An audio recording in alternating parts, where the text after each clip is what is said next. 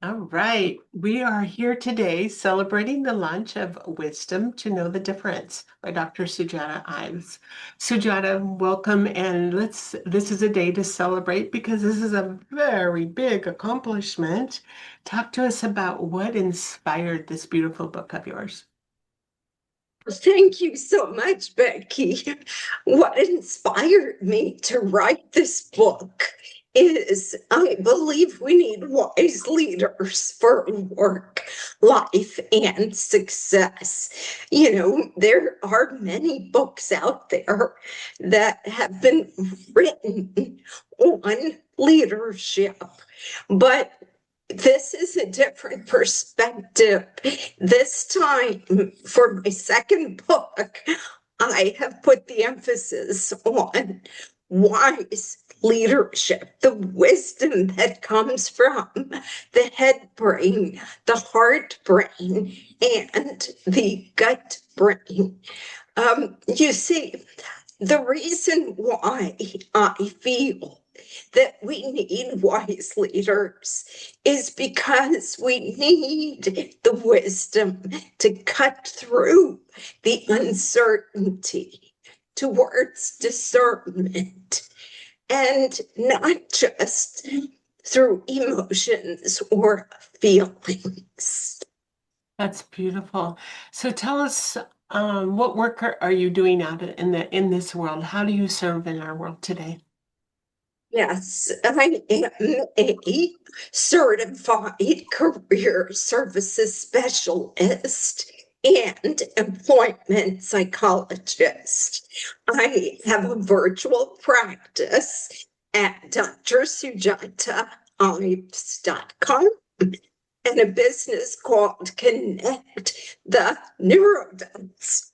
That name comes from my belief that there are special neurons up here in the frontal lobe of the brain that not only provide success for growth thinking and executive functioning, but also for wisdom and discernment. Also, I love presenting on stages despite my disability.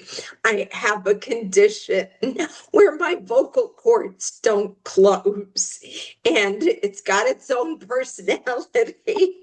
But I want to work hard to present, to empower, and inspire people, audiences of all types with disabilities and invisible disabilities. And I worked hard to come out on stage because I was hiding. I was hiding as a military wife. I hid behind my doctorate, the books. I hid behind my kids. And I was hiding long before it was fashionable to wear a mask. Oh, that's interesting. I understand that very well. And some of us don't really want to be out in front and center and have to overcome some fears to be able to do that, you know? And I really applaud you for having the courage to shine in the way that you do and serve in the way that you do. That's beautiful. So, Sujata, you're in your book, you use this word, perspicacity. How do you say that word? It's a good long word. It's perspicacity. It's 5 syllables long, but I just love the word. So, the first time that this word was used, a little bit of history here. It was used in a job description in the 1960s for astronauts. Yes. And so, Yes, and so discernment, they believed, leads to more effective decision making and problem solving through knowledge, experience, and wisdom. So, for example, they believed that an astronaut needed the perspicacity to be able and capable of assessing situations quickly because their life depends on that. And perspicacity then is a type of intelligence that can be achieved. It can be achieved through introspection, metacognition, and the willingness, that free will, to go beyond growth thinking into the cathedral of the mind, the body, and the spirit. I want people to access those quiet parts that are referred to as the spiritual side of a human being. So, funny story.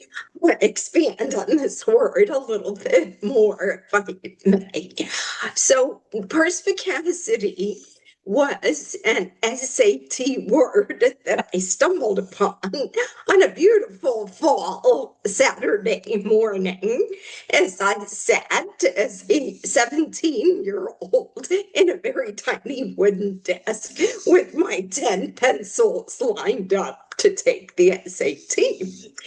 So perspicacity, I didn't know what it meant, and I kept repeating it. And there is another word on the test, prestidigitation, which means magic. And so I've never forgotten those two words that caught my eye as a teenager. And I truly have come to believe that if more people had perspicacity, discernment, wisdom, then it would benefit this world and future generations. That is beautiful. What a fun story. I have a very dear friend that he just loves to play with words. And he came up with the word conicity.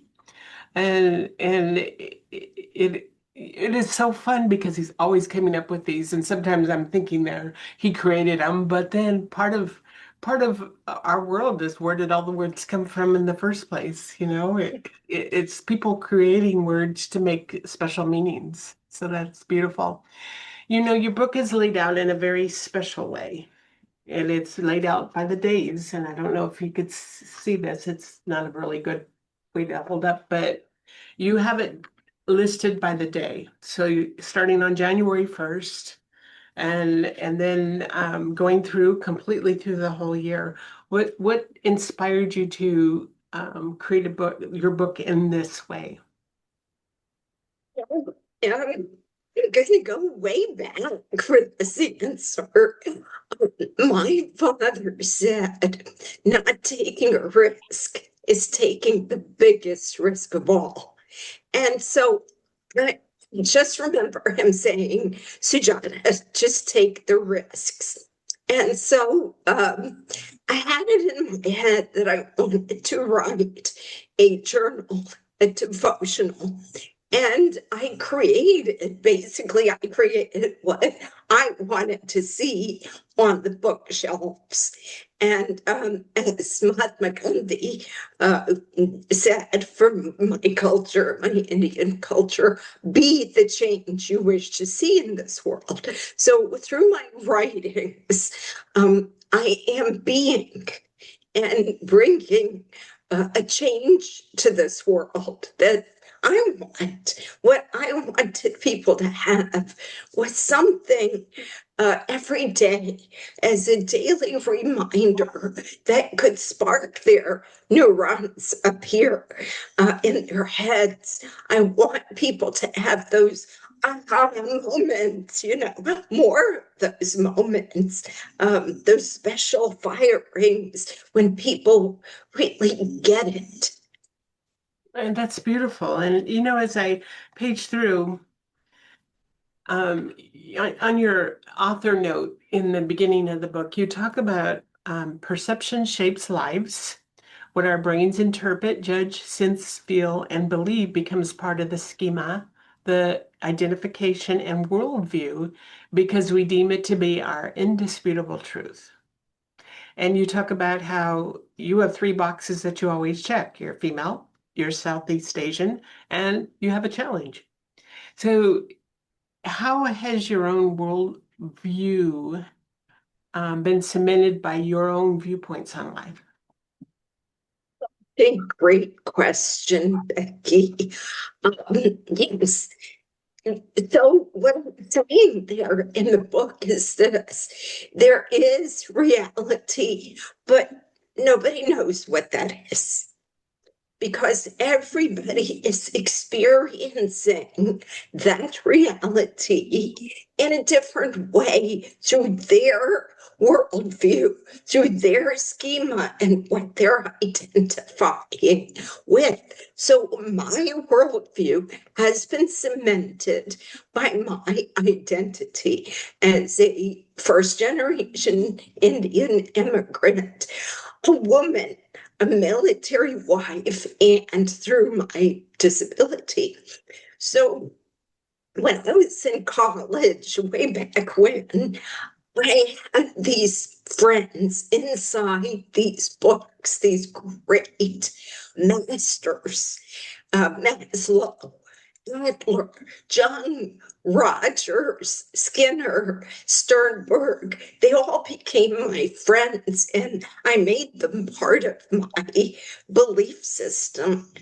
I immediately gravitated towards humanism. And so humanism is a large part of my worldview. I believe when given the chance, man will do good, and people can change through their free will and through their thinking. So it's for humans, it's all about perception, perception, perception. For real estate agents, it's all about location, location, location. So it's what we perceive and process through our identifications that becomes our reality. So this is why I say on the stage, perspectives over perception. We have to admit to ourselves that we're all bringing individual perspectives to the table through our perception. That is beautiful. So when somebody comes across this book and they're searching, maybe they type in the search word wisdom, any number of ways that they will come across your book. What do you hope that they will gain from picking it up and say opening to a page and um, here I just opened right up to June 5th. As I opened it up and I'm looking at this and it says, everyone is out there trying to find love. Your task is not too long. Your task is not to long for or wish for love, but to seek and find all the barriers within yourself that you have built against love. And that's from the quote from Rumi. Longing, wishing, and dreaming do not take away worry. They only take away today's peace of mind. How can you spend your time productively and positively? And there's room actually for them to record their thoughts. So what do you hope that people will take away Yes. from when they From pick? this book, yes, I want people to commit themselves to finding their wisdom, because they're going day after day on automatic pilot. And, and they're blaming external factors for their dissatisfaction. And so, whatever you make your goal, whether it's achievement, whether it's happiness, whether it's love, you see, the wisdom of it is you have to give that to this world in order for this world to give it to you. And that's the perspicacity of life that I want people to get. They're seeking to find whatever they want to find as if it's a destination. But the answers are within. And there's a funny story, a quick funny story again that I want to share with you. When I was in India, back in India as a little girl, you know how people line up to watch the 4th of July parade? Well, we were lining up to watch the gurus, the holy men, walk through our village. And they were all men. And I asked my father, why were these holy men, these wise men, all men? And he looked at me and he said, it's because men rule this world. Then I told him, I want to be a guru when I grow up. And he laughed and he told me to go for it. And I wish he was here to read this book. I love being a guru and a leader because I feel like I figured this out. I figured it out up here in my head brain, my heart brain, and my gut brain. And I so want this world to figure it out just like I have. And that's the perspicacity of things. And people, can't just go robotically from day to day, blaming this world or blaming other people. The perspicacity of their purpose in this world is don't seek attention, seek connection. Absolutely. There's a big difference. And so people, unfortunately, they automatically have gotten swept away into needing attention. I mean, just look at LinkedIn, what it's turning into. It's turning into this me. You don't need attention. You need connection. How are you helping to improve this world with your gifts, with your purpose, with your birth? So, and that's how you get closer to your authentic self. And that's what this book can do for you. I want you to think more. I want you to go inwards more. Beautiful, beautiful. Well, for those that are listening, the links are below, and as we upload this into the different platforms, be sure and pick up a copy. It is on into all through the bookstore, online bookstores, on Amazon. So there's numerous places that you can find this book. But I do wish that you will be blessed by the words that are shared throughout this book. And Sujata, congratulations on another beautiful book that you brought to the world. And let's celebrate. Take the time today to celebrate this wonderful accomplishment. Yeah. Thank you so much. Thank you, and thank you for the wisdom you shared and the life stories. So we'll conclude our interview today, and just have your blessed, very best day ever.